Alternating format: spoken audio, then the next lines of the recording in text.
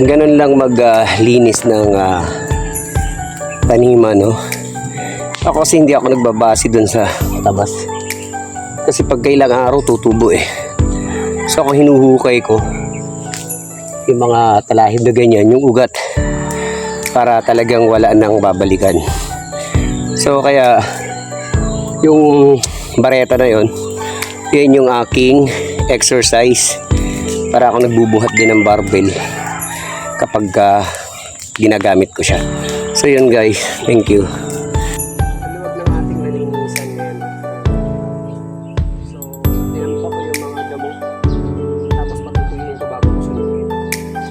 So yun na, ito yung pinaka-exercise ko sa umaga.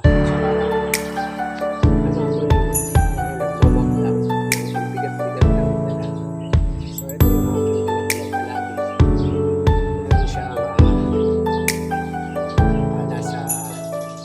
10 kilos. 10 to 11 ako. So ito yung ginaganong ko. Lagi ko siyang hawak-hawak, tapos hawak ko yung parang sa akin yung bigat niya, mani-mani na lang, no. So kaya yung muscle natin hindi na mawala kasi kahit pa paano yung bigat niya magaan na para sa atin.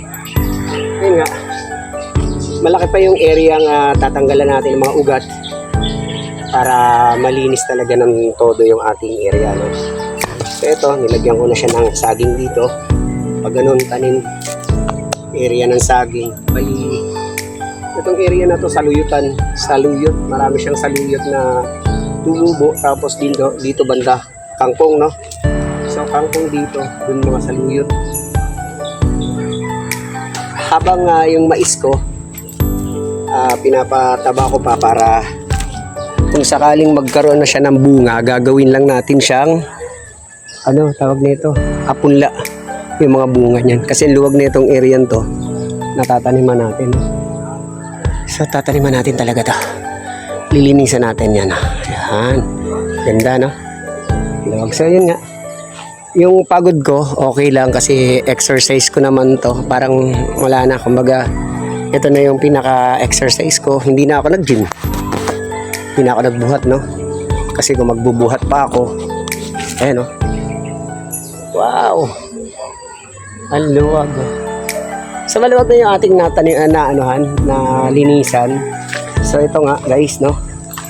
Ito yung ating saluyutan yun. Saluyot. Mga saluyot tumubo na, no? Saluyot. Yung ating baging para doon sa ampalaya. Tapos may mga kangkong tayo dito. So yun, pahinga muna ako at magluluto na ako ng ating ulam at kanin para sa mga bata. Kasi mga bata, puro laro lang yun. Hindi pa natin maasahan masyado yan. So syempre, kailangan kong hatiin yung oras ko para sa pag-asikaso sa bahay. Tapos, pahinga lang ako, mga hapon na ako maglaba, no? Tapos yun, maglilinis lang ako konti sa aking mga sagingan. So tabasan ko lang ng mga bagsak na dahon para yung laya na pwede nating mapatuyo, hindi tayo umano sa ating sagingan para tumaba din yung ating sagingan. So tara guys, galing na tayo kanina sa pag-ininis. Kumuha ko ng talbos para ihalo ko naman sa aking isda. So namalengke na ako kahapon isda. So nasa rep. So paanin lang natin, pinuha lang isda para yung malalaking bangus. Gagawin ko, lalagyan ko ng kalamansi. So yung kalamansi ko wala pang bunga, so bibili muna tayo sa tindahan. Yan pa ang atin. So yung mga ibang ricado, doon na natin kinuha sa ating taniman.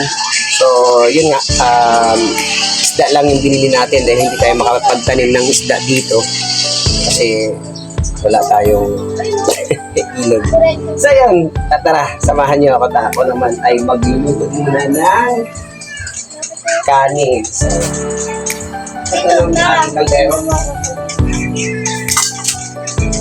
So diretso na tayo guys. Nakakasan yung aso?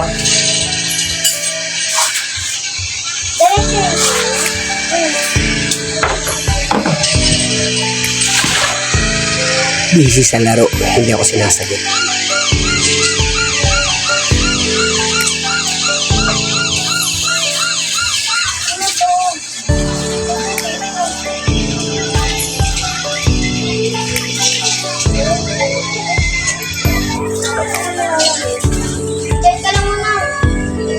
Naligo na ba kayo?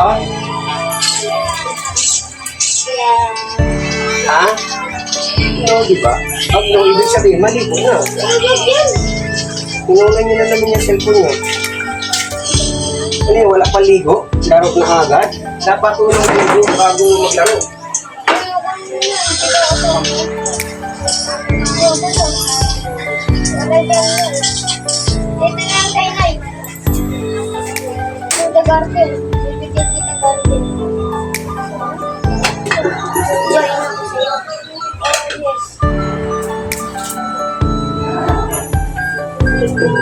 Yung isa at aso dito.